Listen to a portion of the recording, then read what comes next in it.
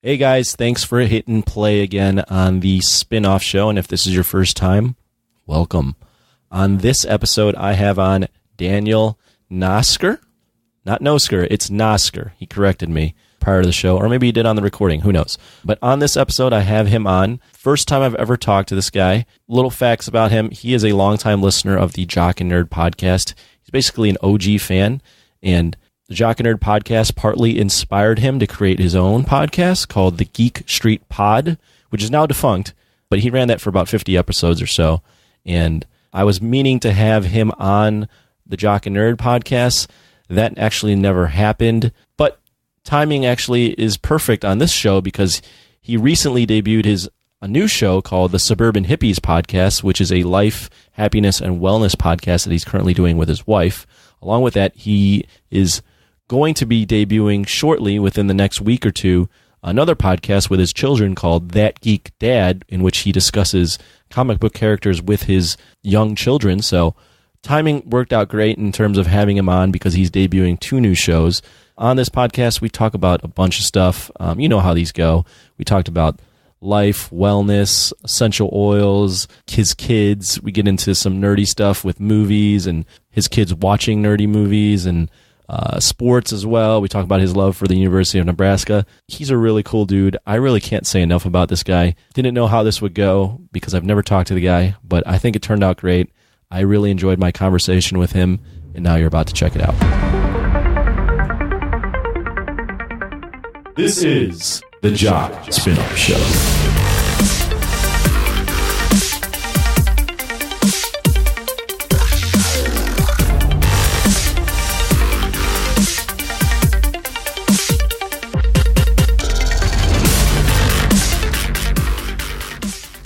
Daniel, what's up, buddy? Hey, man, how's it going? It's about time. I know. So for those that are just tuning in, as in right now, because this is the only time you could tune in because you're hitting play, me and Daniel had a little bit of trouble. We were troubleshooting for, an hour probably before we finally got you on? We've been playing tag for an hour, yeah. And you're not tech savvy? No, not at all. Yeah, and I'm not tech savvy. So trying to walk someone through something as simple as TriCast with two non-tech people was an interesting challenge, to say the least. Everyone's probably laughing and shaking their heads right now. So right. But hey, man, I wanted to have you on. Reason I wanted to have you on, you're a listener of the Jock and Nerd Podcast, right? Oh yeah, very long time, like 3.5 years, I think. Wow. So. And then because of that, or was it? I don't know. You can maybe answer this. You started your own podcast? Yeah, back when you guys were in the Blab days. Oh God, those were the dark days. That's when I found you guys because I was working night shift and I needed something other than ESPN radio to get me through the night. Uh-huh. So I downloaded a podcast app and just typed in nerd and geek, and you guys popped up, and I was like, oh, a jock and a nerd. This sounds right up my alley. Right. And I think I listened to about, I don't know, probably a solid 15 or 20 episodes. And then I was like, you know what? I should start a podcast with my friend. And I reached out to Imran a couple times, and he's like, oh yeah, just do this, this, and this. And another podcast that I listened to, I talked to them and got a little input. And then went to my friend Joe and was like, hey man, let's do a podcast just about geek stuff, kind of ripping off what you guys do. Yeah, of course. I mean, we're ripping off of anyone else. It's just, all rip-offs it's anymore. All the same. I mean, it's all the same. If you ask Kevin Smith, he originated it all, so we're ripping off him, I guess. Sure. But then Geek Street Podcast was born. We ran for about 1.5 years and then just kind of stopped doing it. Life got busy on my end. I have 3 kids, and then my buddy Joe was focusing on going to get his master's degree, so we just kind of dissolved into nothing.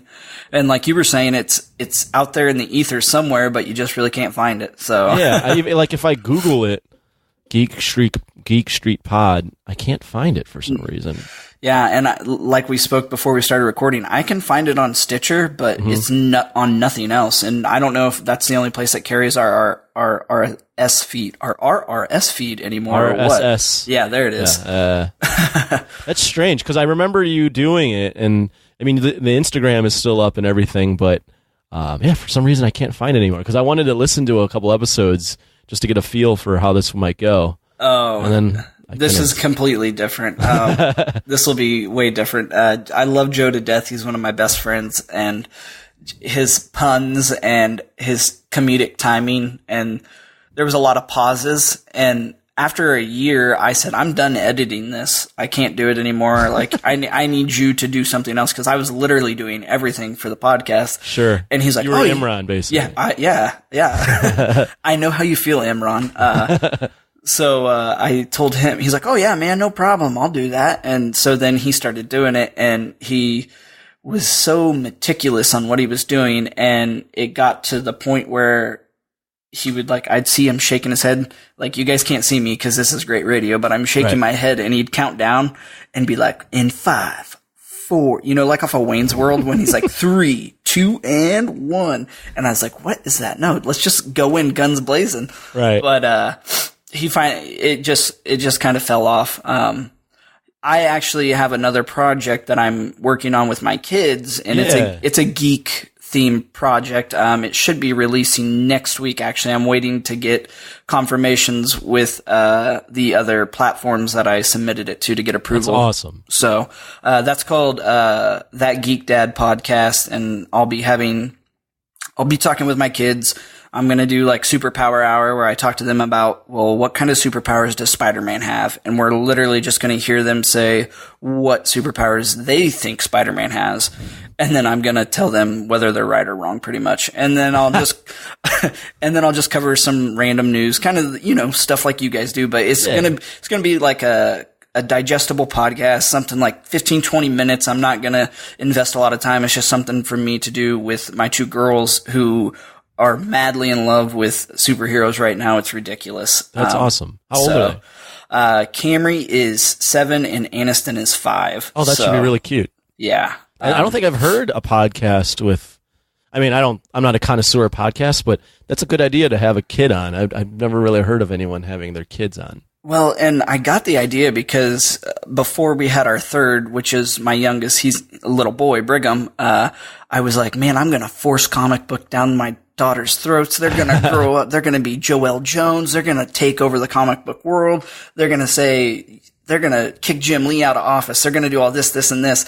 And I remember one of the proudest moments I had. Camry was in kindergarten, and she was drawing, and she said, I want to draw the Ninja Turtles when I grow up. And I'm like, oh my gosh, this is amazing. Yes. And so I felt like I accomplished something. And then I kind of backed off after we had our son. And I was like, you know what? They can do their own things, but they just went head full bore, and now they love the Flash. They're all about Aquaman and Justice League, and we just watch Into the Spider-Verse, and they love that movie. They had to have loved it, yeah. Oh my gosh. And it's funny because they had the same complaint coming from 2 little kids. They had the same complaint as all the adults did. They said, the animation kind of gave me a headache every once in a while. Yeah, there was that weird, almost as if you had to wear 3D glasses at some points. Animation. Definitely. I don't know why they did that. I mean, it's a fantastic movie, but I do agree. I think we talked about it on the show. Rugboy lambasted for that animation. So what's the podcast is going to be called? My Geek Dad? It's called That Geek Dad. That Geek Dad. Okay. Yep. Because this show will be out probably Wednesday of this. So we're recording on a Sunday, April 7th. It'll be out Wednesday, April 10th. So you think That Geek Dad will be out the week after? Yep. Yeah, definitely. It'll be out the fall. So we're talking 3rd week in April. So that'll be out then. And then my other podcast just dropped on Friday. Which one's last that? week? It's called Suburban Hippies. It's a podcast that it's a podcast that I do with my wife. We just talk about life and wellness and our crazy lives with these kids, and just kind of letting people know that they're not alone in the chaos and everything like that. We just share goofy stories and talk about like things that we have benefited from in our journey. It's kind of like it's kind of like tooting your own horn. It's like, oh, well, you should listen to us for advice. We're not giving advice. We're just telling stories. Like our first episode, I've talked to some people and got some feedback, and they're like, man, you guys talked about poop for a really long time. And I was like, yeah, we did. Because we do cloth diapers, and Oh God. Oh yeah, man. So cloth diapers. Yeah, so that's kind of the premise, because we changed our lifestyle once we started having kids. I mean, when we were in college and everything, we were drinking, partying. We didn't have any cares in the world. And then we had a kid and we're like, well, maybe we should change a little bit. And then we had another kid, and then there was some, we were discovering some health issues like skin irritations and stuff like that. So we're like, well, we need to start looking into this kind of stuff and changing how we're doing it.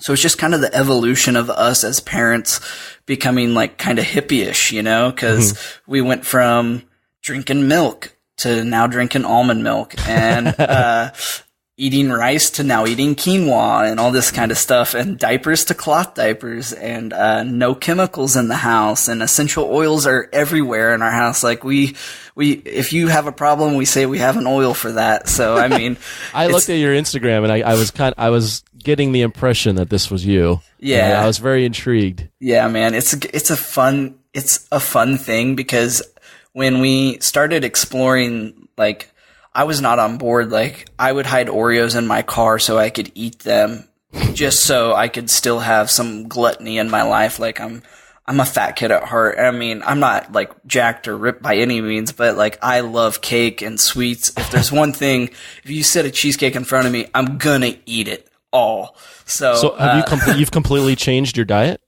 Yeah, we just got done doing a 5-day nutritive cleanse. So all we did what does that entail? It entails a shake.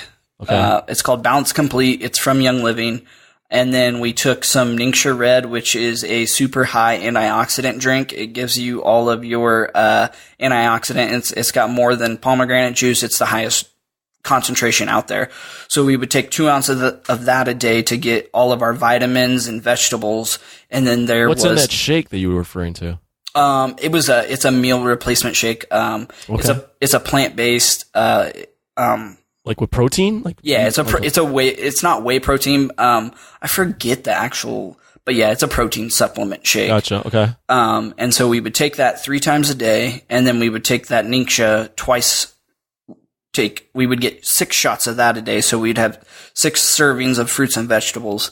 And then we would also take like a cleansing pill. It's an essential oil. It's Digize, which helps with your stomach digestive. And then we would also put lemon in it, which, if you don't know, lemon is a good cleansing, and it flushes you out. So, we did that for 5 days straight, and it was, dude, day 1 and 2 were cake, and then 3, I was starting to get on the edge. And by day 4, I was ready to just say quit. I was like, okay, I'm done. Like, I'm done with this.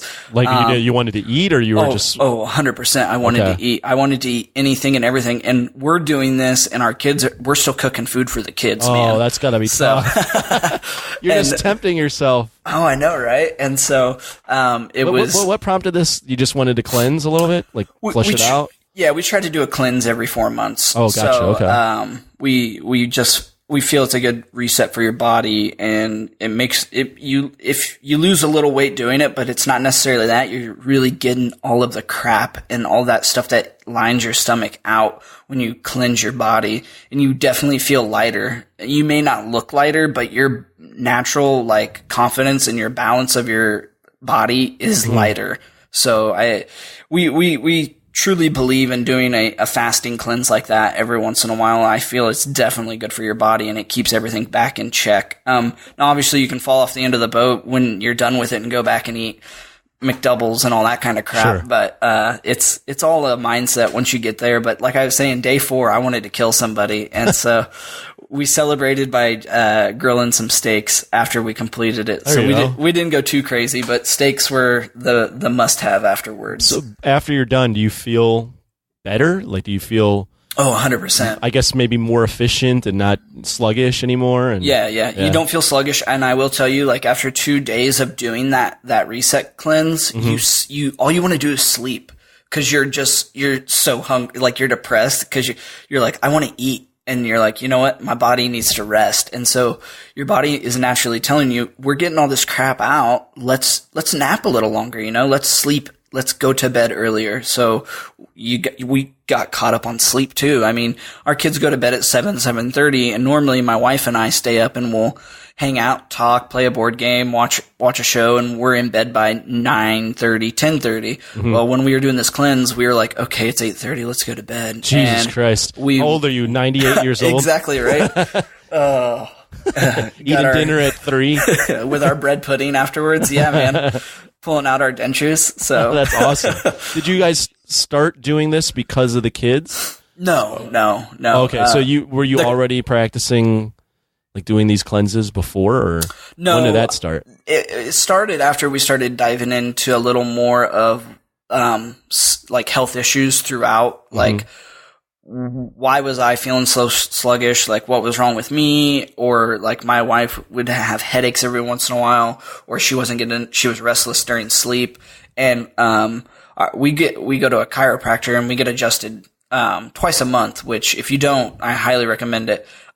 You feel amazing. But our chiropractor was saying maybe your body just kind of needs to reset. And after us looking into it, we found out that this company that we use all of our products with has a good cleansing supplement that I just explained to you. And which company is this? This is Young Living. Young Living, okay. Yep.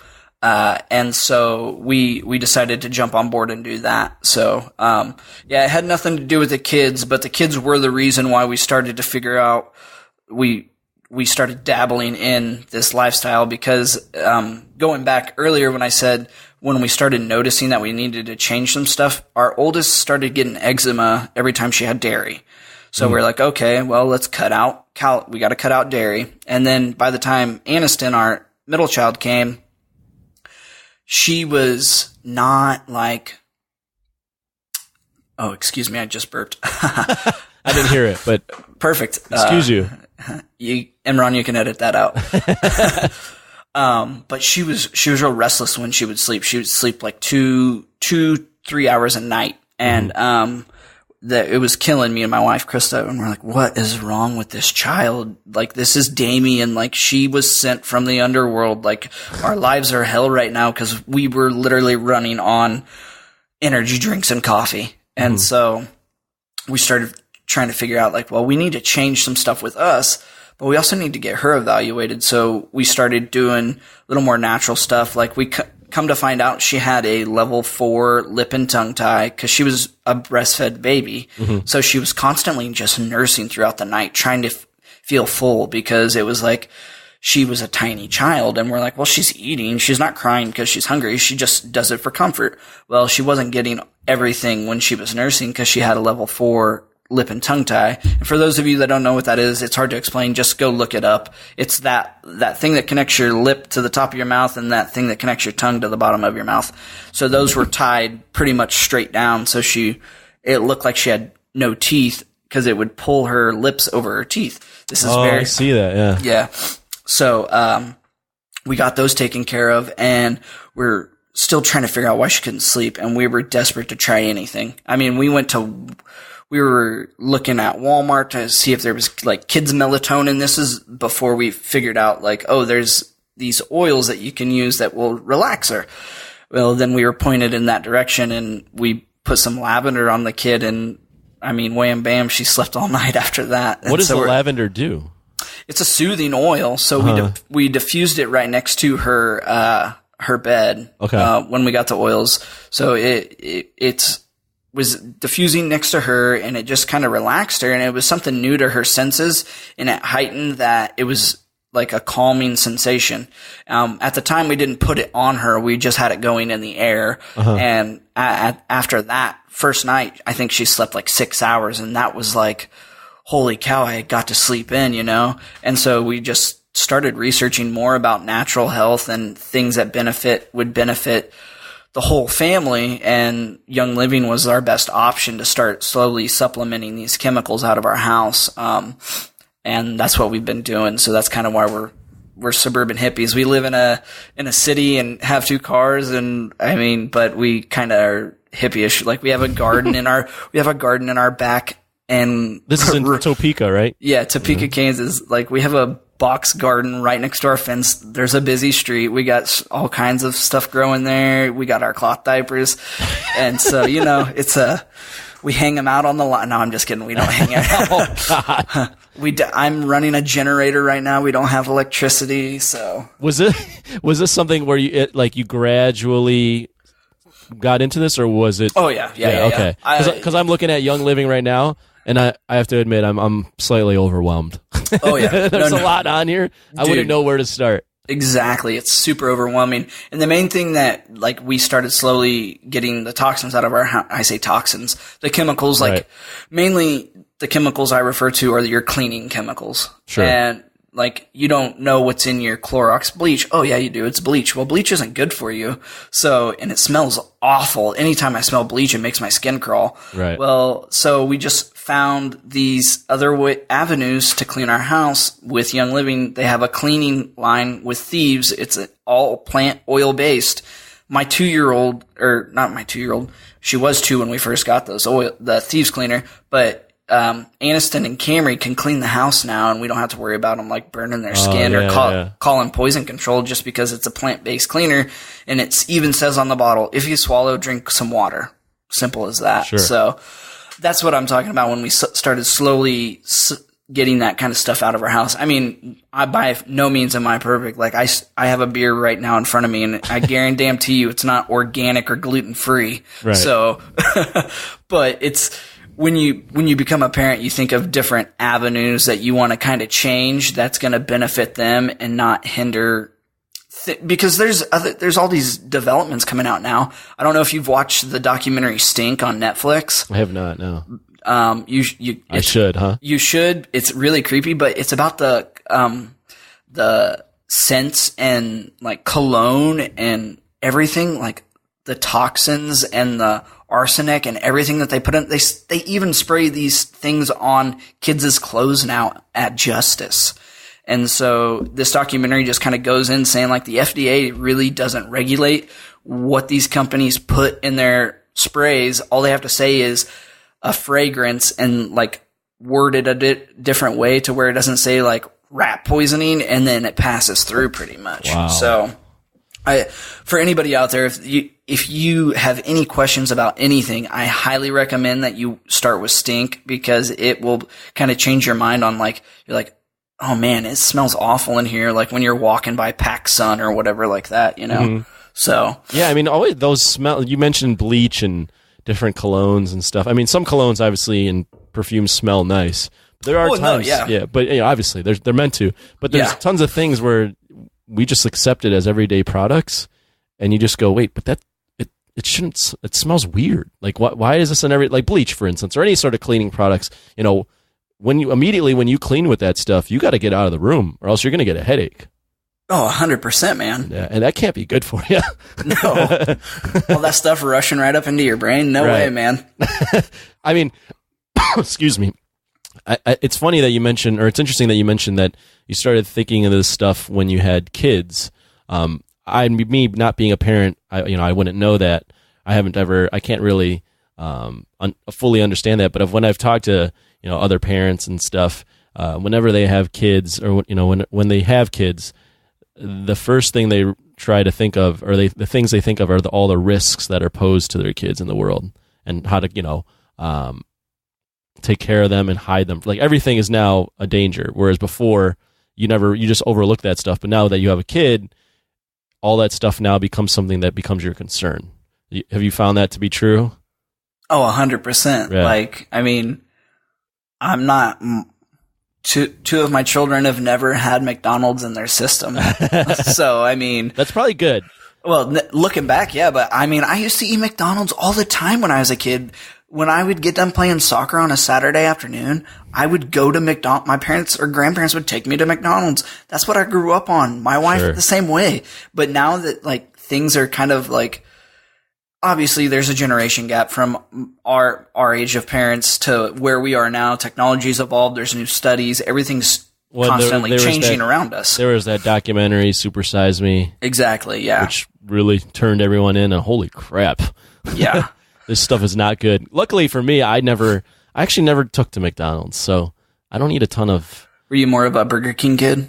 I didn't really like... the only thing I would eat from Burger King were the chicken tenders, but then they changed the recipe to now be like the McNuggets, and I hate them. So I don't go to McDonald's or Burger King for my burgers.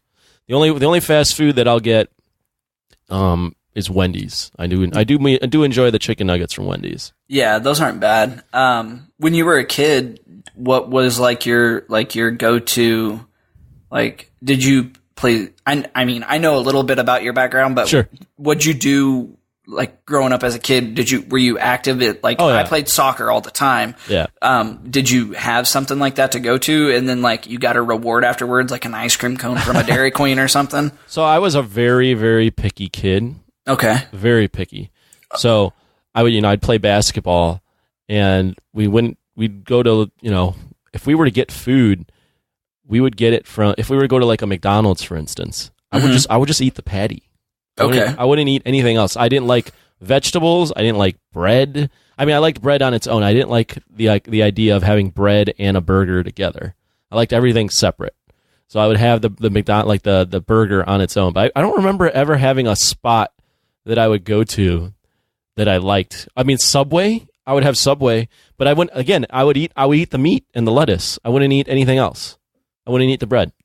I was a really strange kid. That is weird. I wouldn't. There was no like, and I don't. So for ice cream, for instance, I only eat vanilla ice cream. I don't like chocolate or anything. So I kind of just was lucky in that my taste buds weren't fully developed, and I was just super picky. So I never ate any of the bad stuff. Yeah. Are you still super picky right now? No, not anymore. As I've gotten older, I've just learned to just eat everything. Yeah. I mean, I still don't eat sweets. I don't eat sweets at all. I don't like sweets. I don't like the taste or anything. I like sour stuff. Okay, so sour. I'm a sour head. Sour and like spice is what I'm into. So I can eat like a lemon or a lime just real easily. Yeah. But no sweets for me. My favorite. I mean, if I had to think of fast food I put this in quotes because I don't know what they consider. Like, what is Chipotle considered now? Is that fast food? Like, is probably as healthy as you could get fast food, I guess. Yeah, right. I mean, like, I eat a ton of Chipotle, but I don't see it, and I don't do the bowls though. I mean, I don't do the burritos. I'll do the bowl with like lettuce and rice and. See, it depends on my mood. I bounce back and forth. If I'm super hungry, I want that tortilla to fill me up. So. That's true. I mean, I do enjoy a good tortilla, but like I'll do Potbelly. Is that considered fast food? I don't have a Potbelly around here. So it's like it's like a Subway. It's like a gourmet Subway. So all the sandwiches are toasted. Okay. So it's kind of like a Quiznos. Yeah, like a Quiznos type feel. Okay, right. We got a lot of Potbellies. I don't know. I'll eat like Steak and Shake. Is that fast food? Oh, hell yeah. Is it? I mean, okay, there's a Steak and Shake around here. Yeah, that's fast food. Do you have like a Raising Cane's or a... I've been to Raising Cane's. I don't think we have them out here, though. Slim Chickens? We don't have Slim Chickens. Oh, dude, Slim Chickens is where it's at now. I mean, if you want your chicken strips, you go to Slim Chickens, man. They got like 40 different dipping sauces and all that kind of stuff. But Raising Cane, I haven't been to Raising Cane's, but my kids are like, there's a town not too far from Topeka. It's called Lawrence. That's where the University of Cane. Yeah. Oh, yeah. I know where Lawrence is. So we go up to Lawrence all the time, and they're always like, let's go to Raising Cane's. And I'm like, no, let's go do something else. Like, let's go to Wake the Dead Cafe, this kind of yuppie little acai bowl place, and they're like, "All right, let's go there." So, well, I've never really monitored my diet. I've been lucky in that I have a good metabolism. I have a really good metabolism, and I work out really hard. Yeah. So in that sense, I guess it's okay. I don't know. I have no idea. I have been trying to not necessarily avoid foods, but I've been adding to my diet. So for the past month or so, I've been doing shakes. But I'm drinking my vegetables. I'll do lemon, apple, almonds, cucumber, kale, or broccoli, and just blend it, and like coconut water, and just blend it all up and drink it. And that's been delicious. Oh yeah. So real quick, can you drink coconut water by itself? I find it to be too sweet. Oh, I agree. Yeah. And then, aren't almonds disgusting by themselves? If they're just plain almonds, they're dry. Almonds for me, I actually like almonds, but I have a peanut allergy. Oh. And I've had almonds a few times on their own, and I kind of feel a little weird. I don't have a very severe peanut allergy, okay, but it makes me feel a little weird, like as if I shouldn't be having this in my body. Now, when I blend it all together with my shake, I have no reaction to it whatsoever. Well, and it tastes way better that way too. Yeah, so. It tastes way better that way as well. My fucking one of my things fell off my desk. Hold on 1 second. Okay, you're good.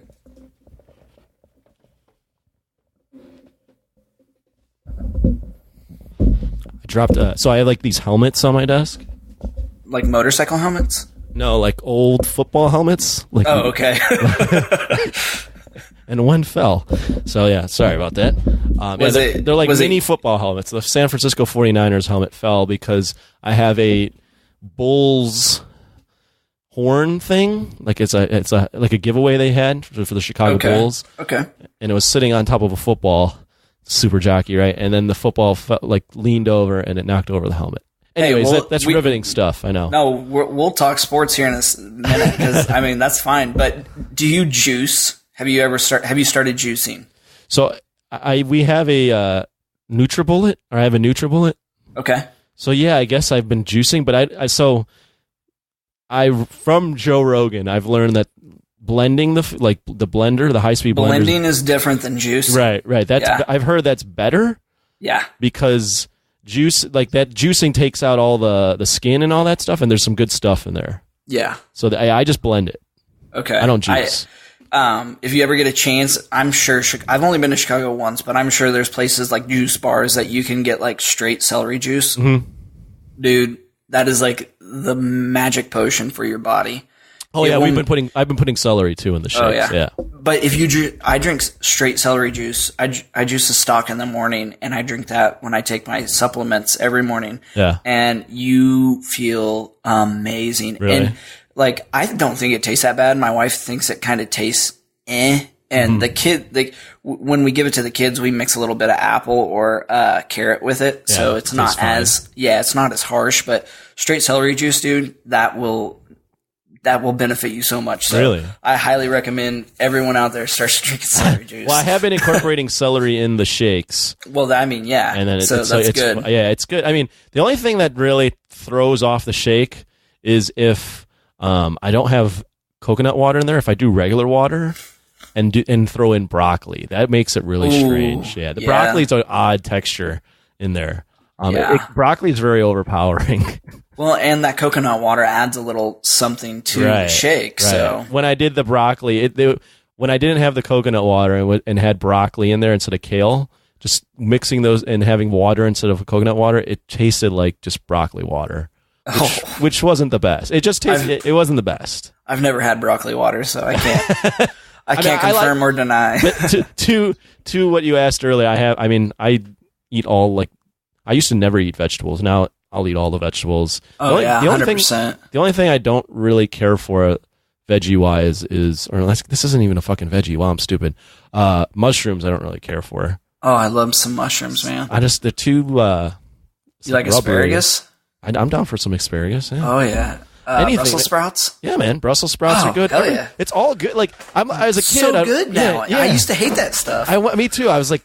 I looked at broccoli and cauliflower. I'm like, that's fucking nasty. That looks like hair. Why am I going to eat that? And now I eat it. And I'm like, this is delicious. For me, probably not the most healthy, but put some bacon on it. Oh my gosh, that's awesome. Oh yeah, yeah. I hear that. Oh yeah, that's how I prefer my Brussels sprouts. And it's so good. The asparagus, dude, you roast them a little bit. I'll grill them sometimes. Put some little bit of butter and some lemon on it. Yeah. Oh, that's good stuff. But my wife does a nice roasting in our oven, and I don't even know what she does because she kind of changes it up every time. So it kind of just shocks my mouth every time we have it, and I'm like, oh, this is different. This is great. So you cut out rice?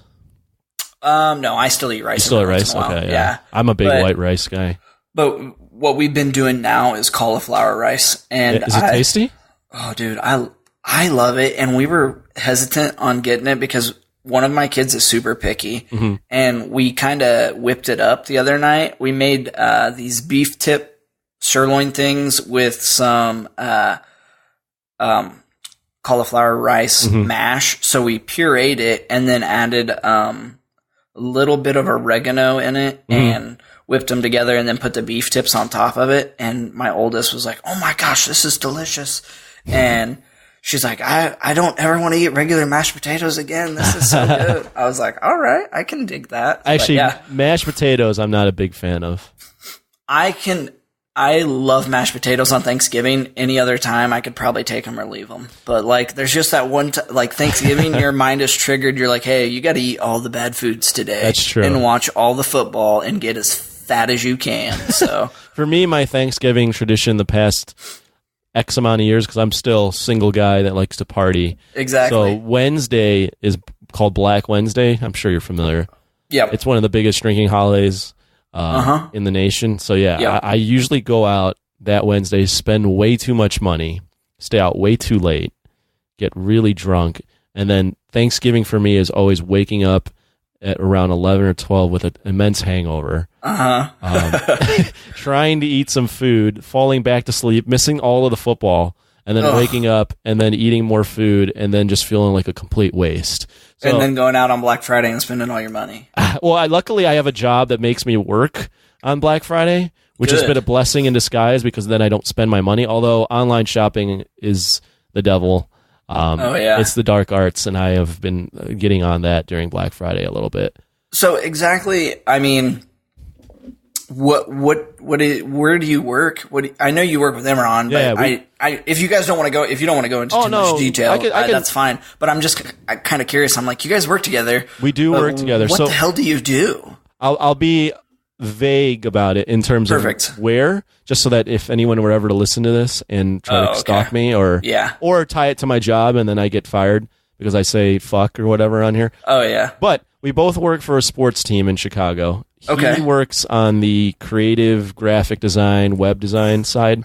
Makes sense. I work on the sales side. So I'm a sales manager where I work. I'm on the business end, he's on the creative end.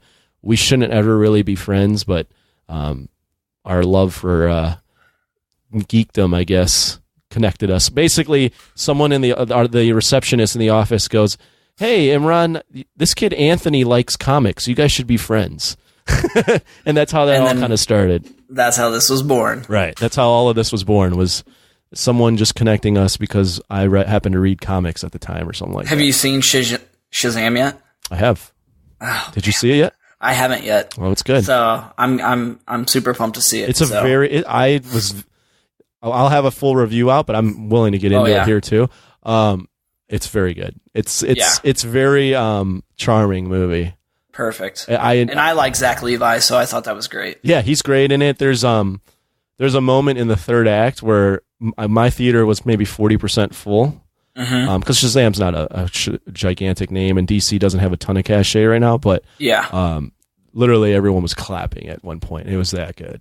Beautiful. It's a good movie. I will see it. I think I'm seeing it Tuesday. Are you going to bring the kids? No, I view everything first before we take them, but the oldest really wants to see it. Do you view it first just so that you know that it's okay for them to watch? Yeah, because a couple of months ago, I said, "Oh yeah, you guys can watch The Flash. Totally cool." And now CW. Yeah. And so one day I'm at work and my wife calls me and she's like, "Hey, did you tell the kids they could watch The Flash?" I was like, "Yeah, they should be on episode 17 because they were burning through it, man." Mm-hmm. And she's like, "Yeah, I just came out here and there's a girl on top of another guy in bed and they're making out." I was like, "Okay." Yeah, I'll tell them they can't watch it anymore. So, what is the age where you're like, okay, that's okay? And see, I told my oldest thinks just because her birthday happened 2 weeks ago, she's now older, so she can watch it now. And I said, no, you need to be 10. 10? You think that's a good age? No, that's forever. It's probably not a good age. It'll change depending on how I feel in the moment when she's 10. I'll be like, you can't watch Flash yet. By then she might have moved on anyway. I don't know, but it's just it's a holding block right now. I'm like, you got 3 more years before you can watch this. But we just watched Into the Spider-Verse. They just watched, they watched BVS with me last night. And did they really? Yeah. They kept asking 1,000 questions. What did they think of that? What is a kid's perspective on? Well, first off, did you, yes or no, you like BVS? I'm indifferent. Okay. I love Superman and Superman and this is funny, me and my wife were just talking about this, cause we just went and bought a bed and a new bed for our son. We got rid of the crib. So his whole room is superhero themed. Oh, that's awesome. He's got a Batman bed set now. And my parents were up here today. That's fucking awesome. I'd love to be your kid. Like right now, if you just redesigned my bed to be Batman themed, I would fully embrace it. I actually posted it on, by the time this comes out, the story will be expired, but I took a picture of it and posted it on my Instagram story. Oh, nice. So you can go check it out. But like, he's got Batman and Robin and Superman pop figures in his room. We got drawings and all kinds of stuff. Like, I geeked out with this. And so he's got a Batman bed, and I was telling my wife, I was like, man, Superman was my guy all the time. And then she's like, well, your mom said you loved Batman. And I was like, well, I liked Batman when I was super young because I was born in 88. Mm-hmm. And so like when Batman Returns came out, I was just introduced to the first Batman and then Batman Returns. And so like my vague recollection is always Michael Keaton was my first Batman. And then like around 10, I went to Metropolis, Illinois. And I'm assuming you know where that is. If you've never been, that's where they have the Superman Museum. The whole town praises Superman. Mm-hmm. And so I went there and I was like, man, Superman. I always knew who he was, but like I fell in love with Superman there.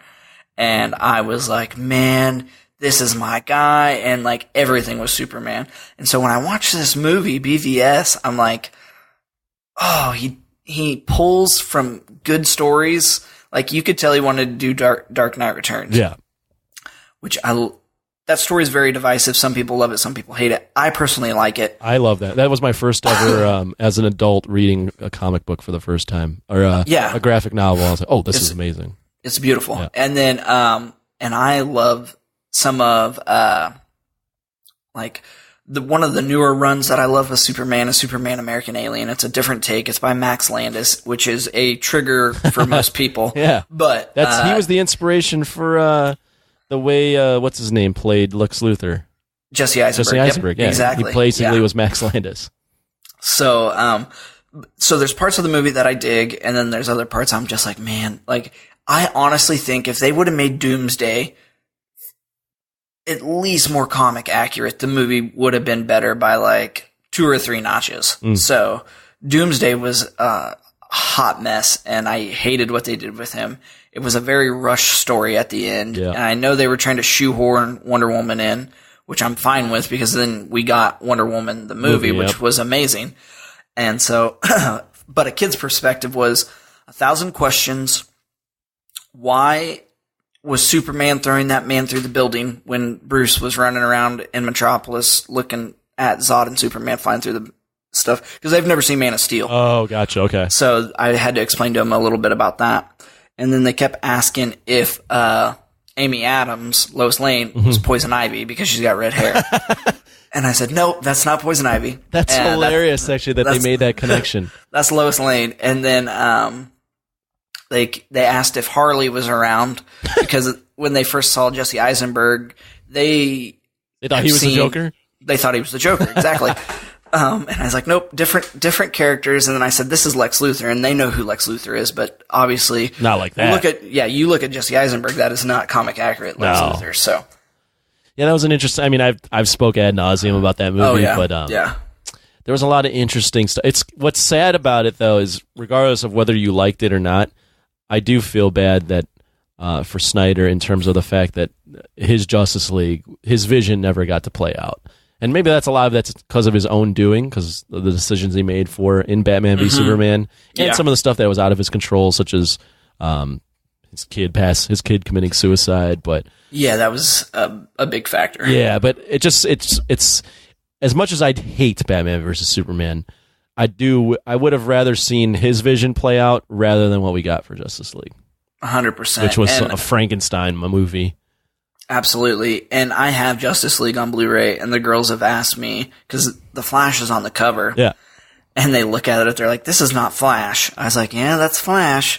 And they're like, no, his suit looks like a metal bicycle. He looks like Savitar, and because they've seen Savitar from the TV show. Yeah. And they're like, they look like it looks like a Savitar, like mini version. And I was like, no, that's how they made Flash in the movie. Yeah. So They really fucked that one up. Yeah, I heard. and I mean, did you hear that? He might not be the Flash anymore. Well, he's fighting real hard. He's got Grant Morrison helping him with that script. Ezra Miller. Yeah, I don't know. I didn't like his version of the Flash either. I didn't either.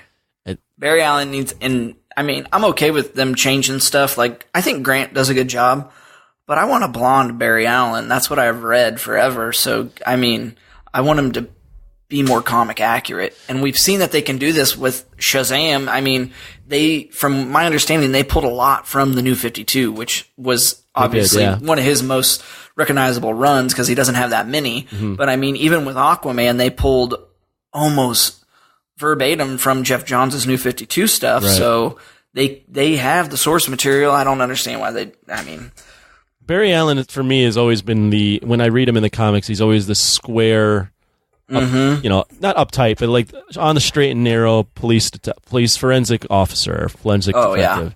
Yeah. But he's a square. Like that's his whole thing. That's what kind of makes him charming too. Exactly. But they keep trying to make him like a Peter Parker type.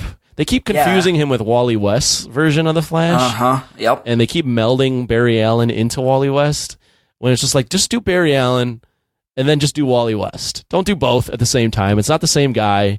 Everyone gets confused because of the Justice League cartoon in the 90s or the 2000s when they had Wally West and he was a jokester. Yeah. So they take their liberties whenever they want. Yeah. Well, I mean, we'll see what happens moving forward. I do enjoy it. So I don't watch The Flash anymore. I probably watched like 3 seasons of it. So I have Flash and Arrow recorded on my DVR, and I've watched probably 4 episodes this entire season. Really? So yeah. Are you caught up to this season at the very least? Yeah. I've seen like the first 4 episodes of this season. I'm OG Arrow, man. I stuck through that stuff when it was rough, and I would talk shit on it, but I still followed through with watching it. And I met Stephen Amell at a Comic-Con, and just meeting him, like, I'm like, okay, I will support anything that he's got a lot of passion for that project. Oh, dude, and I'm so glad that he came out and said that. I wanted to tell you guys first that we're ending after 10 episodes next season. I feel it's best for everyone here, but mainly me. I told them I wanted to go with my family. I wanted to be a dad, blah, blah, blah. Mm-hmm. And I'm like, you know what? That dude deserves it. He's been up in Toronto for, 9 seasons now? 9 years of his life. Vancouver. Yep. Yeah. And just meeting him was a big highlight. I talked to him.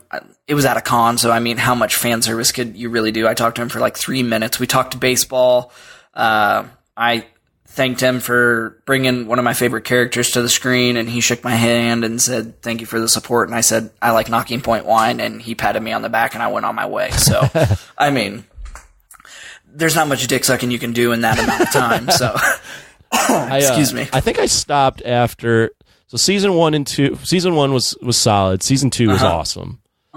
That was season 2 was Deathstroke, right? Deathstroke. Yeah. Season 3 was that the League of Shadows or the League of what's it called? I think the League of Assassins. League of Assassins started coming in at season 3. 4 was Donnie. 4 was Damien Dark, right?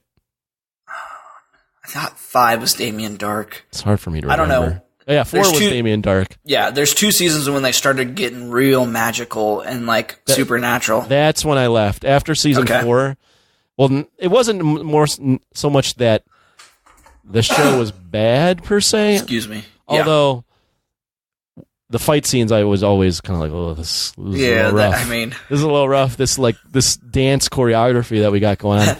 But, that dude unloaded a whole clip, and he was nowhere near you, man. Right. What's going on? Yeah, that would always make me laugh when they'd shoot the bullets. Yeah. But once it got supernatural, that kind of turned me off, and the fact that we were. I don't know if you were listening to our show, but we were reviewing all the shows every episode.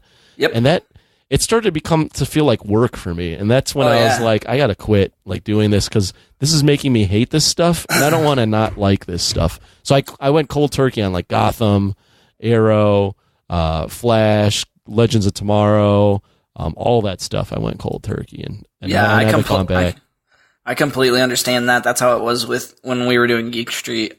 We would try to review like 4 or 5 comics every episode. Oh gosh! And I was just like, I'm racking my brain. I hate reading comics now. Towards the end, like my stack would just deplete, and I'd be like, oh, I read Batman. It's written by Tom King. It's exhausting. It's cool. And so finally, like, I was just, when we stopped doing it, like, I started to appreciate the art form a little more. So I can definitely understand not wanting to review. And like you said, it's more like a job when you're sitting down, you're taking notes. You don't get to enjoy the episode. That was the thing. Like, I remembered having to pull out a notebook and take down notes. Yeah. And then I was just going, this isn't fun anymore. Like, I was watching this stuff to have fun. So not the moral, but the lesson learned is now we just kind of revolve the podcast around things we would naturally watch anyways. Yeah, 100%. And that's worked out much better. Like, Imran still watches all those shows, so he can talk about them, but we're not forcing each other to watch everything all the time. Because it's just like, now that the market's so saturated with superhero stuff and comic book stuff, it's impossible to like follow all that and then still have a life. Oh yeah, I mean, and it's like the new hotness right now. Like you said, it's so saturated. Everything is being bought up from independent studios, or people are just they're creating comics to hopefully get a fat paycheck in 2 years for development deals. You know, so you guys were reviewing comics every week, 4 or 5 of them. Yeah, we would pick four. We would pick four that were like 4 or 5 comics that week. Yeah, so we would go Wednesday and then record on a Friday. We would go to the comic shop, and we would read Wednesday to Friday, and then we would record Friday mornings, typically. Holy shit. Friday mornings? So, what kind of job do you have where you can record Friday mornings? I used to work night shift for this CNC company, and so I was off on Fridays. I just worked 4/10s. And then he was off as well? Yeah, he was a zookeeper. Holy shit. Yeah, that's an awesome job. His days off were Thursday and Fridays. He's a zookeeper. So he still is a zookeeper. He is the head of the bugs and bears, and now he's also training the elephants here in town. So how does one get to be head of bugs and bear? That's a weird mixture there. Those are 2 separate animals. I know. Insects and then a giant super predator. I honestly don't know.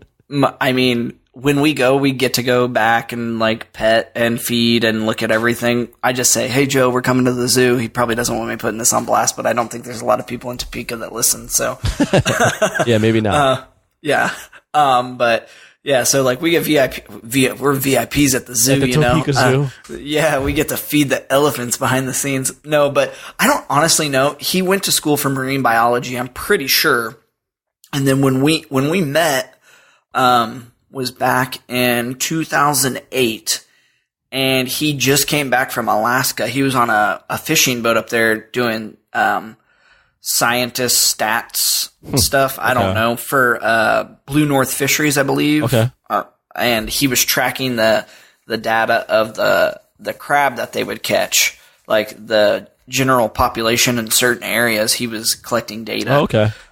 So when he came back, we ended up being friends because his girlfriend at the time worked with my wife, my girlfriend at the time, Gotcha. who I'm now married to. And so we just ended up clicking and becoming good friends. They ended up separating, and Joe stayed and she left. And now he's married. They've been married for like 4 years now, and just been good old chums. You think you'll ever start up Geek Street Pod again? I've told him that I would love to have him come and do some short little segments on the other show. Pod. Okay. Yeah. So incorporate him more into that.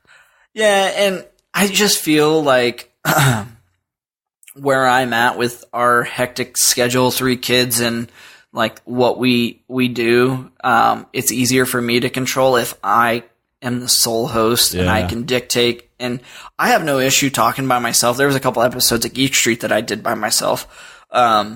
I know it's not the most entertaining for people. I know, excuse me, I know a lot of people want to hear another voice, but it takes a real talent. I can riff by myself, so. It takes a real talent to be able to host a show by yourself. Well, and it'll help that I'll have 2 squeaky children for 4 or 5 minutes throughout the podcast. Yeah, that'll be entertaining. So, again, one is going to be my Geek Dad.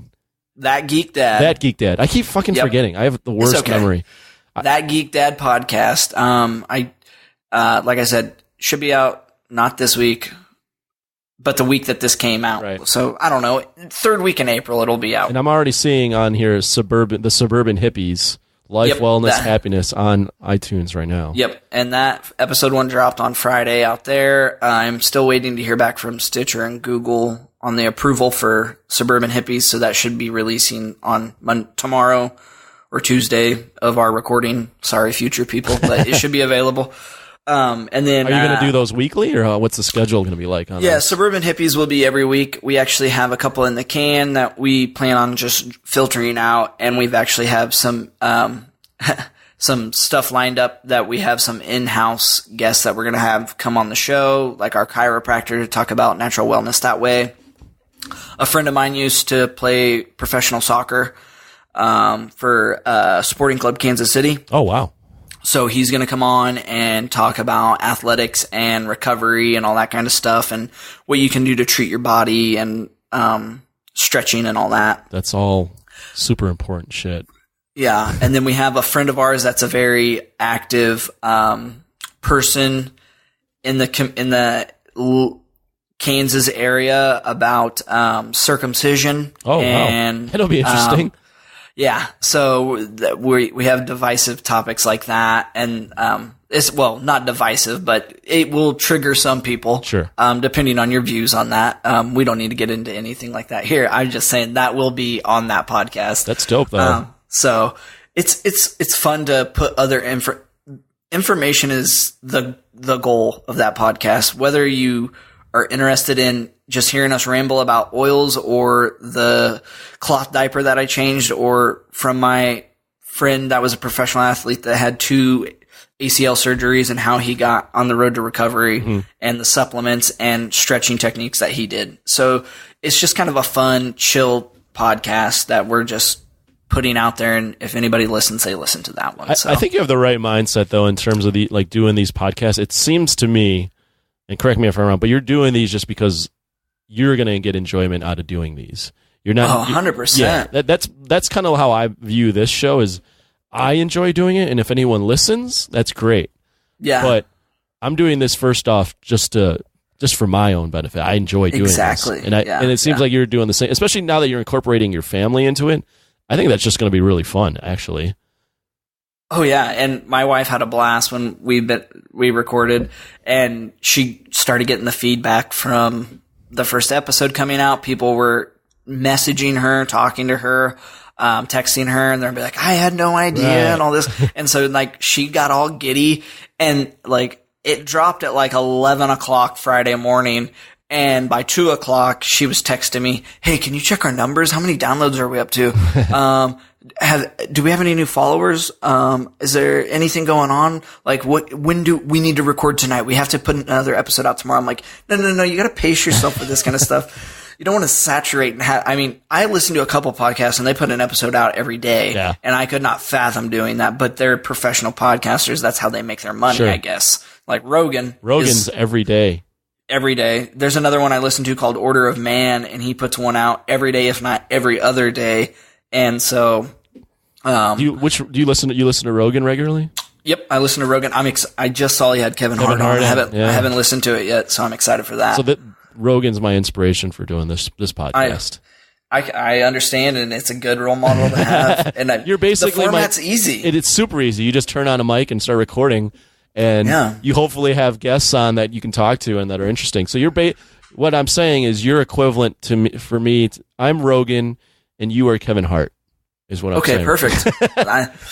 You guys I can take that, man. I'm good with that. That's my Kevin Hart impersonation. You're my Kevin Hart. But Rogan always. What's cool about I think I'm taller than him, though. You might be. How tall are you? I am 5'7". Yeah, you're taller than Kevin Hart. Yes. I'm not taller than most people, so I will take that. I'm taller than you. Well, yeah. I've seen you, and I know. You're a lot taller than me, man. not to rub that in your face, but it's okay. I have to establish I'm taller than 5'7". We have to establish dominance. Yes. I know this is your podcast. You ain't got to piss where we're talking at right now. I know, man. I know. But yeah, so Rogan's whole shtick is whenever he has a lull in his podcast, he'll always just get a comedian on because he knows so many. I think my thing is I'm just gonna get a fellow podcaster on because it's easy, and I know that you're gonna be able to talk. And you can riff on anything. And I know that you'll probably have a decent audio setup as well. Now that we know what button to push. Yeah, I mean, your audio sounds a lot better. We're golden now. We're good. when you need me again, like all you gotta do is call, and I know what button to push. Should I ring the bat phone? Yeah, in your kids' room. I saw the story, by the way. That's awesome. Yeah, yeah, man. We're pretty pumped. What was I gonna say? I wanted to have you on too. Around the show, around your releases. The dropping of so this actually worked out perfectly because I didn't actually know when those were coming out. But I know we've been talking for a month now, and you're like, "Hey, man, whenever you're ready, are you still podcasting?" Like we've been communicating a lot, and I kept giving you the runaround because March was so busy. We had spring break, and we were traveling a bunch. We went out of town and all this kind of stuff. So I was just like, "Yeah, man, we can do it here. I'll have an episode up, hopefully here." And so luckily, yes. Everything worked out. So there is one episode out as of recording. There will be more out in the future when this drops next week. So do you regularly listen to? So you still listen to our show as well? Oh hell yeah! Oh, that's awesome, man. I listen to it. You guys drop Sundays, so my Monday routine is I wake up at 4, go to the gym, and 4 a.m. Yeah. Holy fuck! On the way to the gym, I will listen to the Spitballers podcast. Okay. It's a comedy, like 3 friends.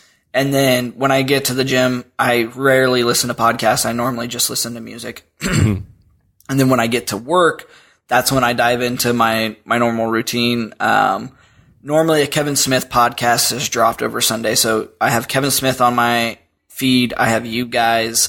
And then, typically Rogan, depending on who the guest is. Do you not listen to all the guests? I don't listen to everyone. Yeah. I don't listen to every single one because some of them, they just talk.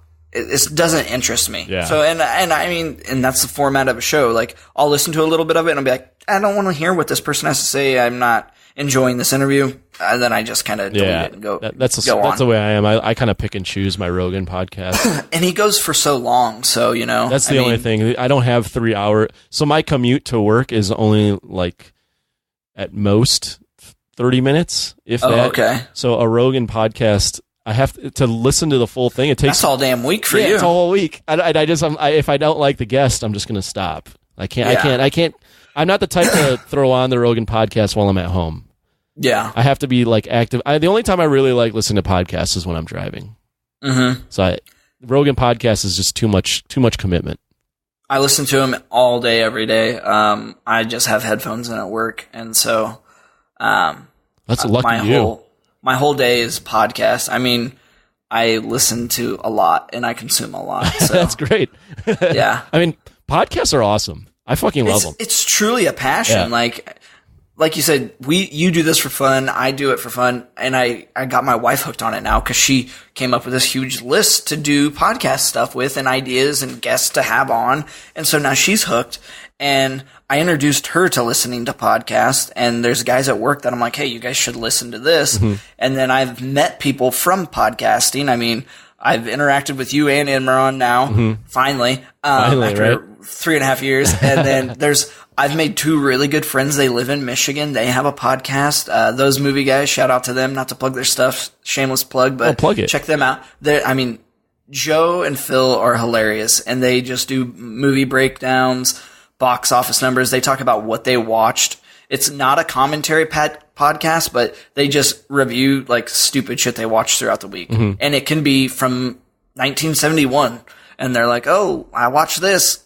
I love this part, man. But they're 2 of the coolest guys that I've met through this whole podcasting universe thing. And Joe actually helped design our logo for both podcasts. Oh, that's dope. So he's amazing. I've noticed, and I haven't met a million podcasters, but I've met quite a few now through the show, and I've met you. Exactly, yeah. And I've noticed, TJ mentioned this when I had him on, but it seems like it's just all love amongst the podcasting community.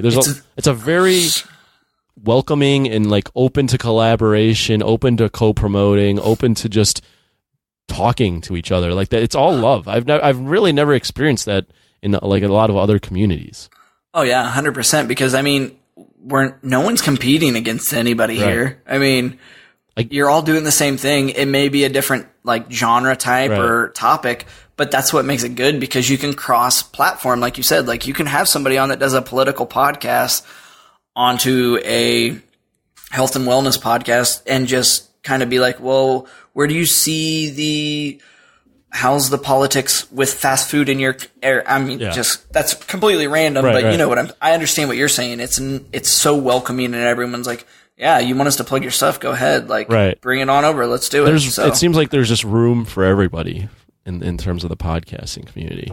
Like everyone just like do it. Like, there's room for a show about health and wellness, and there's a room for a show about you talking to your kids about superhero movies, and there's room for, a jock and a nerd to argue, like there's room for everything. Like it's glorious. It's fantastic. I've met so many people through this. That was also kind of the basis of the show is like, I've met so many people now through doing this that I can just line up people to talk to, record a conversation with them and throw it on the air and let's see what happens. Yeah, and you're sharing experiences, and then you just grow from that. Whether you take something positive or negative from it, you took something away from the hour and a half that you spent with that person. Right. Lately, these have been going like 2 or 2.5 hours. Oh yeah, I mean, like we talked post show, I've listened to most of them, and I was like, when we were talking this week, I'm like, man, I'm not a history buff, so I'm not going to live up to Jimmy. I don't draw art like John, so. Did you listen to the Adam Morris one? Yeah, that one's another intimidating one if you're coming on after. I'm following up a rough set here. Like, I should have batted lead off, and then everybody else would have been like, dude, Daniel sucked. These guys are where it's at. Now I'm cleanup crew. This will be the one they're like, yeah, we can skip this one, right? Nah, man. So. What's fun about yours, and I'm no disrespect to Adam Morris or Jimmy McPike, but those were topics that were not serious, but stuff that, we can really dive deep into. And, 100%. And I'm glad that you guys did. Yeah, but they were things where it was legitimately like, okay, well, I have to focus. I have to pay attention. Where this one, I'm just like, this is a nice palate cleanser. We can just hang out, talk, and we can go back and forth, and I don't have to seriously think about the contaminants in the Arctic ice or the history of Gaelic culture. Like, I can just kind of relax a little bit. So I view this one as more of, all right, let's just change it up. Let's have a little palate cleanser. Let's just hang out for a little bit. This is the Ant-Man and the Wasp cleanser after Infinity War. Right. We just went through Infinity War. Now we're Ant-Man and the Wasp. By the way, you're a Marvel cinema fan, right? Oh, 100%. How pumped are you for Endgame? I am excited. I swore to myself I'd go dark. And then after the first trailer, I was like, okay, I'm going dark. And then the Super Bowl happened, and they dropped that 30-second spot, and I was so pissed that I saw it, and I was like, well, I can't be dark anymore. So I've watched every fucking trailer that they put out, and so I'm like, oh, you're so stupid. But they've came out and said that they're all misleading. Yeah. You can't. They put Tony in those scenes. Tony probably dies up in outer space. He's not going to be in the suits. I mean, I don't know. Yeah, I mean, some of that stuff, the internet's complaining that it's a little spoilery, but I was just like, you really didn't think Tony and Steve would see each other in the movie? You really thought that wouldn't happen? You really thought Tony was dying in space? Like, these aren't real spoilers. Stop it. You didn't know that Captain Marvel was going to be in this movie? Come on. Stop. Like, Tony and Cap are the OGs. Like, they are going to fight side by side in this epic battle. They're going to die together, probably holding each other in each other's arms, crying and apologizing.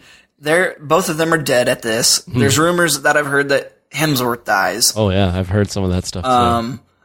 I heard that everything that from the snap is reversed, and the ones that didn't die will die this time around, and the ones that did die are actually alive, hence New Avengers.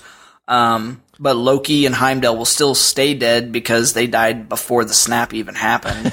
I don't know. Who knows? I mean, at this point, I think they've done a really good job of marketing it so that we don't really know what's going to happen.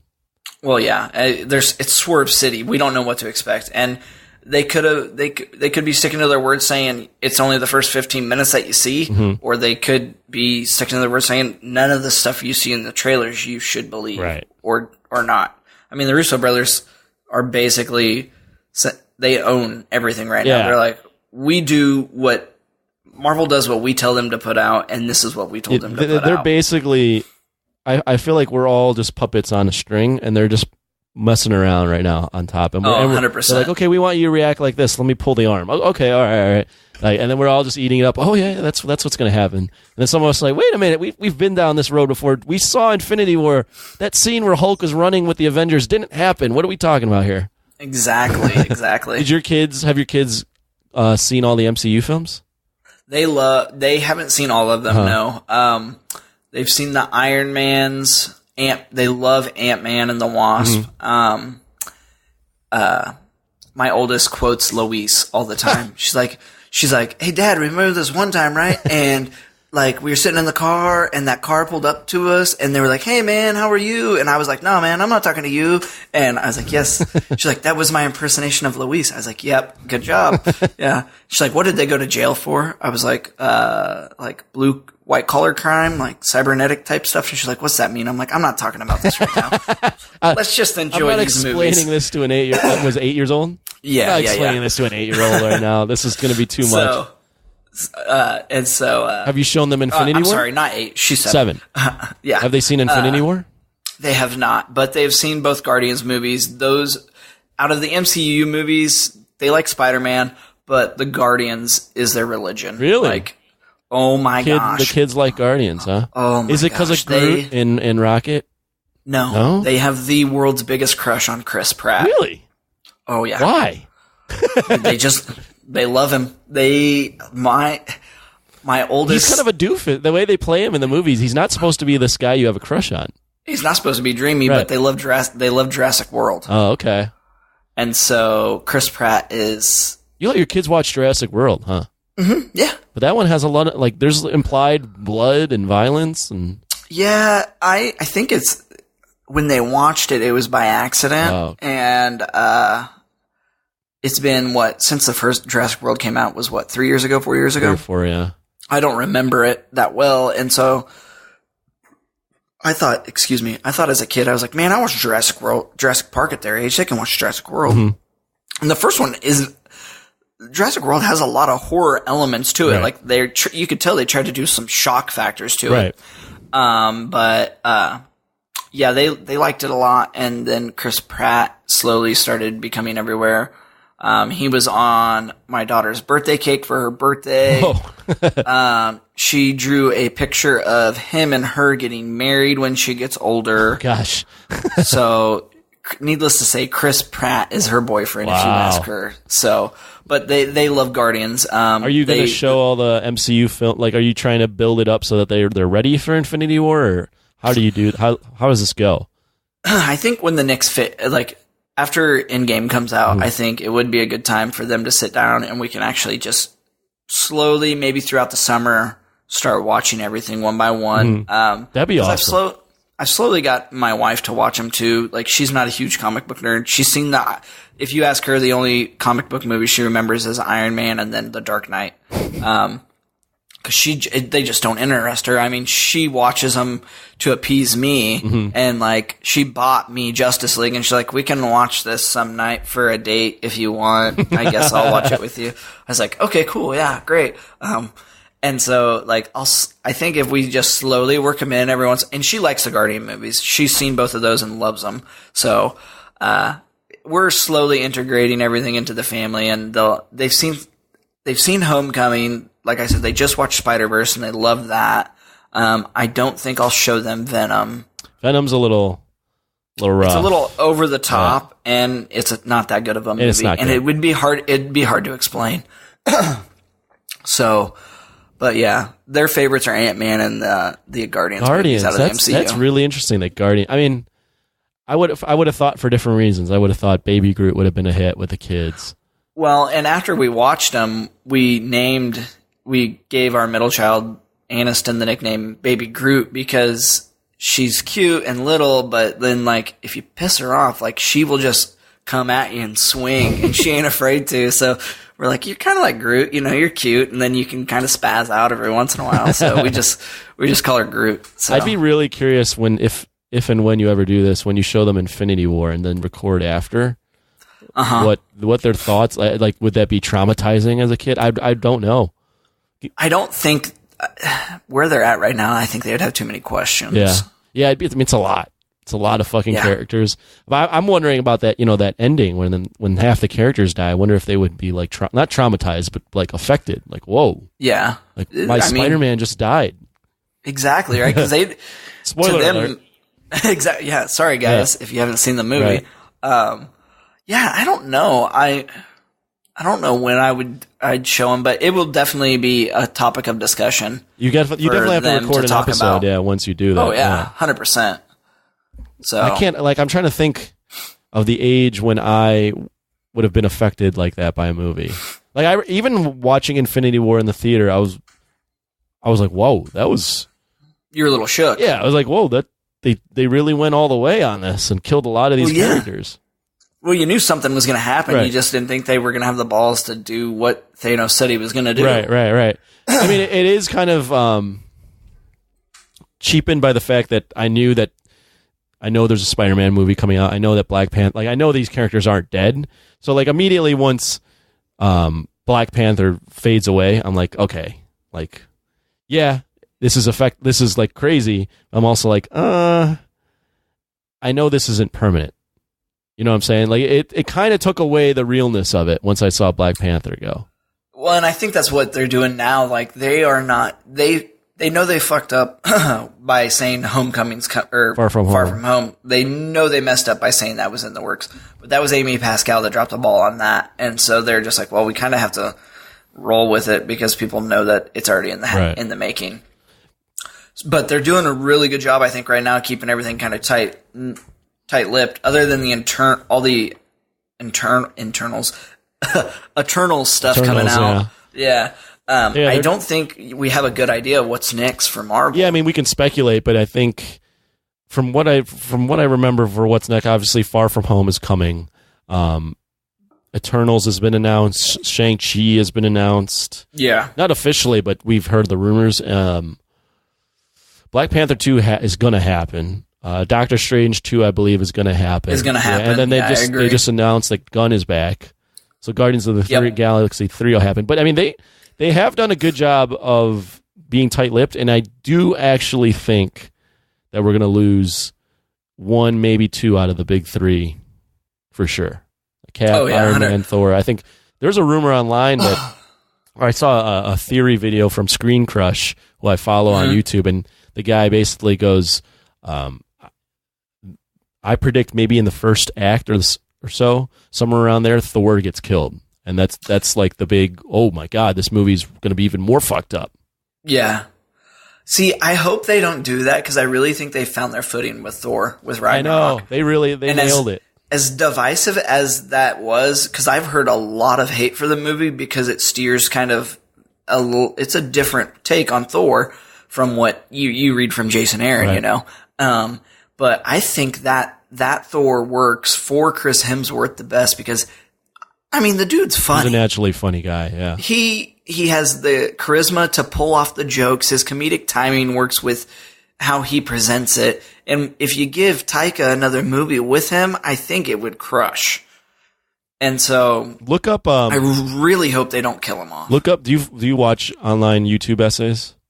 Every once in a while, nothing too crazy. So there's this one guy I follow, or I think it's two guys. It's called Full Fat Videos. Terrible name for a YouTube moniker, but whatever.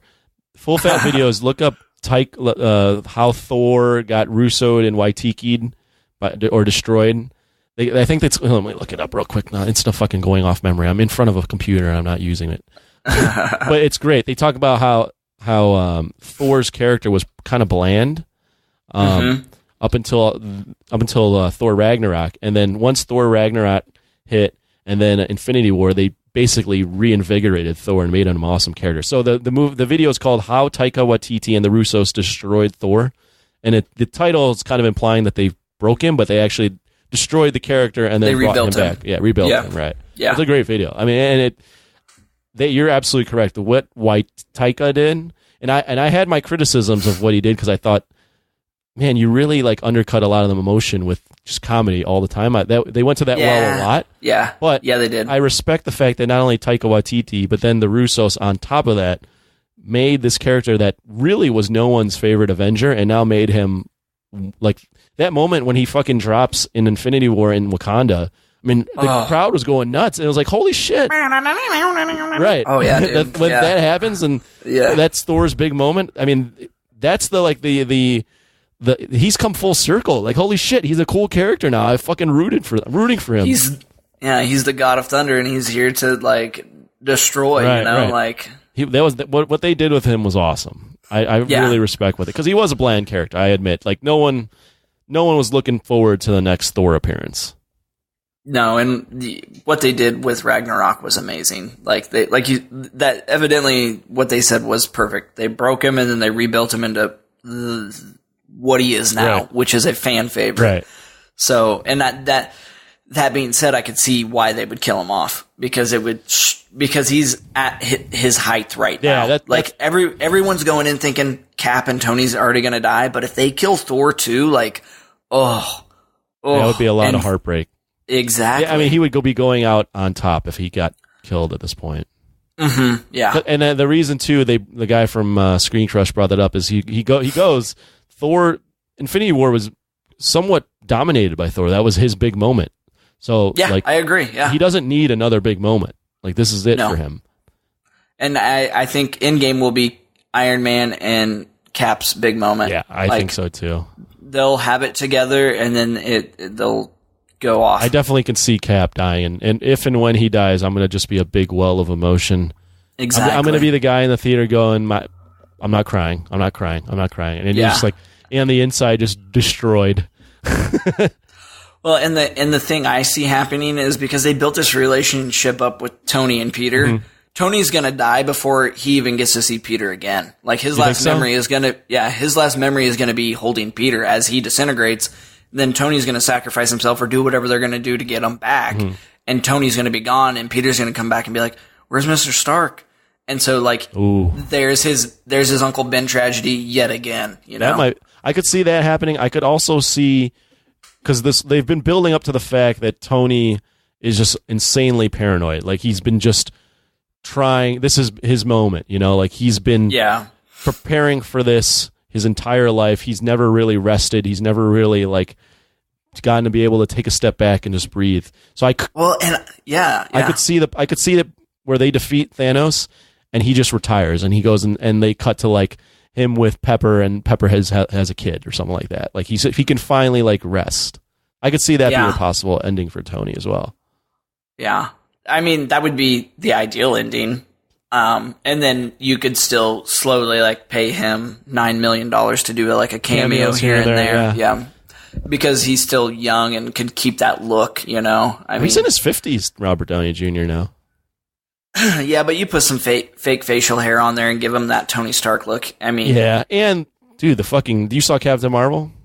I mean, the de-aging these days is insane.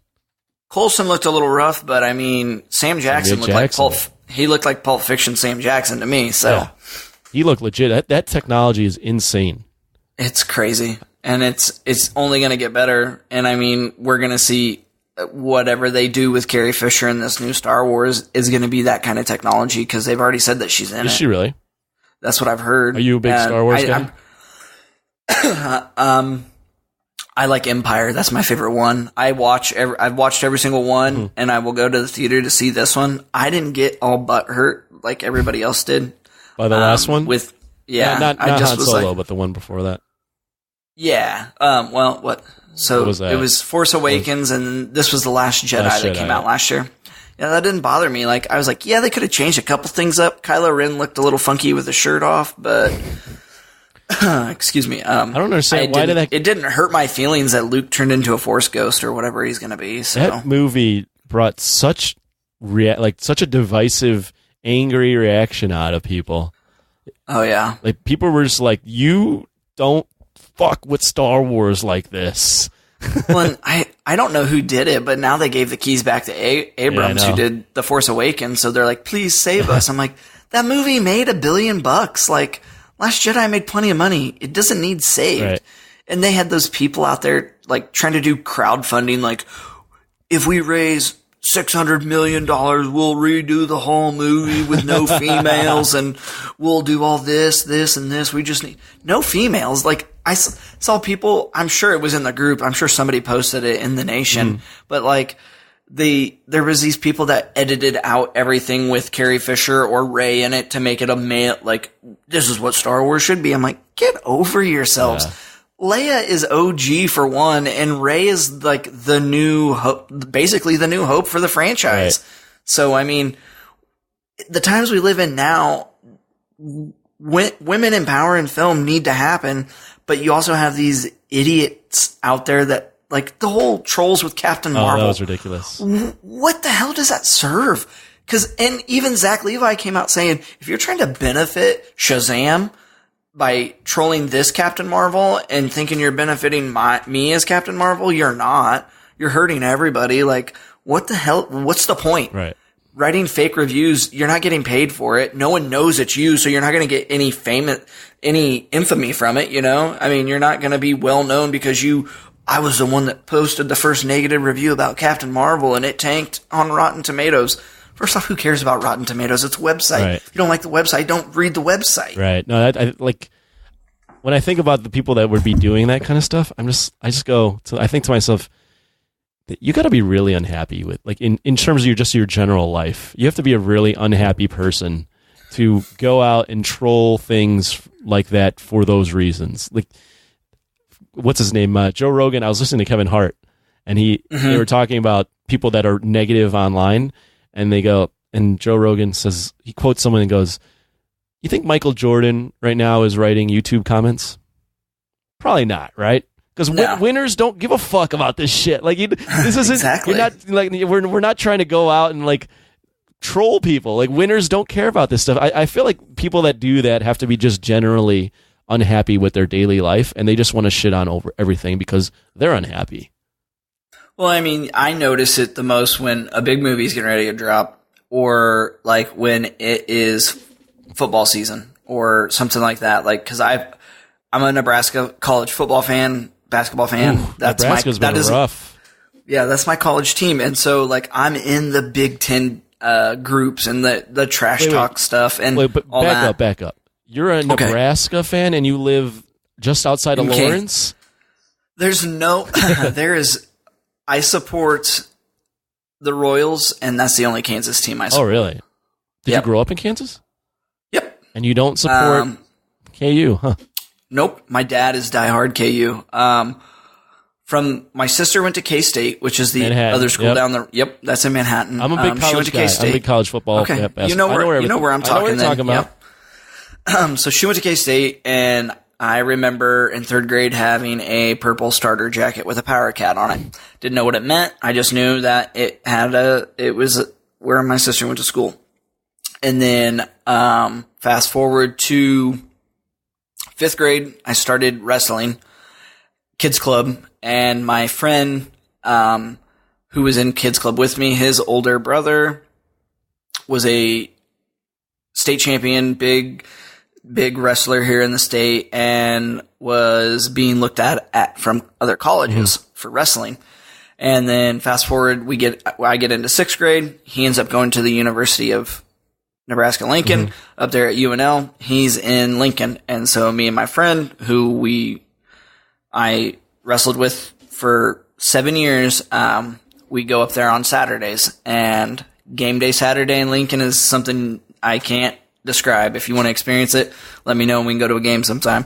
But as a sixth grader going to Lincoln, Nebraska, it's gotta be overwhelming. In the sea of red, I had no idea what I was walking into, let alone I didn't pay for the ticket. This was back when they still stamped your hand. Oh, yeah. And so he would get a stamp and then cover it up and then run over to us around the corner, breathe on it, and then put it on our hand so the stamp would transfer. I don't recommend that because that's illegal. But at the time, I thought it was cool because I was getting into this grade. Yeah, sixth grade. I got a similar story about. So at that age, you're super impressionable for sure. Oh yeah, 100%. I think I was in 7th or 8th grade, so around the same time. And my uncle, who went to the University of Illinois down in Urbana-Champaign, so the flagship school here, wanted me to go there and took me down there for a football game. And again, but Illinois, not nearly the football powerhouse nor the fandom that Nebraska has. Oh no! But very prideful school as well. Went yes, definitely. Went down there, experienced that as a seventh or eighth grader, just being in the stadium, then walking around the campus, and forever I'm going to Illinois. Like, this was it. Like, I'm a fan for life. Like, I was literally imprinted at that point to love Illinois. So I can see where going to a school like Nebraska, like a college, a football game as a sixth grader, I can see now, okay, that makes sense why you were imprinted with, okay, I love Nebraska. Yeah. And so I did wrestling camps up there too after that happened with him being on the wrestling team. We did camps and I trained up there during the summer with them and stuff, but nothing like crazy. It was I pay and I go to camp for the weekend and learn new moves and stuff. But are you still in Illinois? Yeah, I'm in Chicago. Okay. Yeah, well, I knew that. I didn't know if you were Northwestern or not. Oh, no. Fuck hell. I mean, the thing, like, Northwestern is technically Illinois' rival, but no one that goes to Illinois really gives a fuck about Northwestern, to be honest with you. Yeah. Although Northwestern does kick our butt in football now, which is kind of depressing. But we don't really care about Northwestern. So it's funny. When at Illinois, everyone would walk around wearing like Muck Michigan shirts. So Michigan, I guess, was the team we hated, and Michigan gives two shits about us. So it's one of those things where we don't really have a rival. Michigan cares about Michigan State and Ohio State, and that's How do you feel about, I mean, it's been years now, but how do you feel about Nebraska and the Big Ten? Do you miss the Big 12, or are you like, whatever? I miss it. Geographically, I miss it because one year I go to Manhattan and watch a game, and the next year I go to Lawrence and watch a game, rotating every season. Geographically, the Big 12 was perfect for you because Lincoln, Manhattan, Lawrence. I mean, even Columbia is probably not too far of a drive for you. And Norman. Yeah. Yep. Norman, Stillwater's Oklahoma. not too far, Raleigh. I understand why they did it looking back now, but when the move was made, I was very frustrated by it because at the time I didn't know. I was like, what the hell's going on? But this was back when Texas was ruling the Big 12, demanding this, and this, and saying, we're going to do our own network. Yep. No one else can be on it. It's the Texas show. We have the most money. We're going to run the Big 12.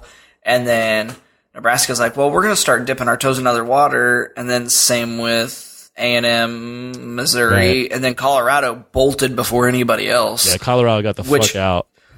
Which their move was by far the dumbest move geographically, I think, because they're super far from everything. They travel further than anybody. Right.